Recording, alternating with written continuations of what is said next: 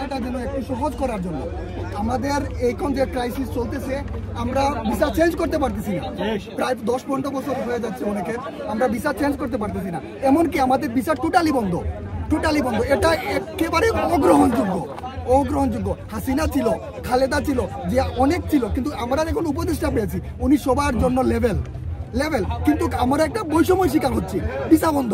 আমরা কি করবো সারা জীবন? অনেক লজ্জা। আমাদের দেশগুলো আছে, এই দেশগুলোর সিস্টেম এরকম না। আমাদের বাঙালি দেখার পর মনে বোঝা যায় যে আমরা কিচ্ছু নাই, মাও নাই, বাপও নাই, এতিম এরকম।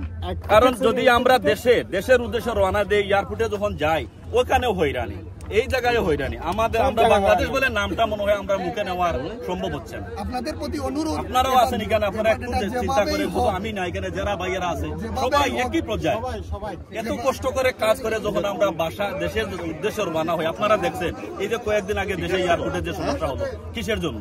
আমাদের টাকা, এই এয়ারপোর্টটা তো আমাদের টাকা। আমরা যদি আজকে টাকাটা বন্ধ করে দিই তাহলে কি এয়ারপোর্টটা থাকবে? বড় বড় অফিসাররা থাকবে এখানে? থাকবে না। আপনাদের প্রতি অনুরোধ, একটাই অনুরোধ, আমাদের উপদেষ্টা মহোদয়গণের কাছে পৌঁছে আমাদের ভিসা ট্রান্সফার এবং ভিসাটা চালু করার জন্য। আমরা এখান থেকে গাম জোড়া পয়সা টাকা আমরা দেশে পাঠাতে চাই, কিন্তু আমরা আমাদের ভাই, বড় ভাই, ছোট ভাই সবাই দেশে আছে, কোনোভাবেই এদেরকে আনতে পারতেছি না। যেভাবেই হোক আমাদের ভিসাটা চালু করার জন্য আপনাদের প্রতি অনুরোধ, যেভাবেই হোক আমাদের উপদেষ্টা মহোদয়গণের কাছে পাঠানোর জন্য। ইনশাআল্লাহ আজকে আমরা সবাই উপভোগ করবো, বাংলাদেশকে জয় করে এই মাঠ চালাবো।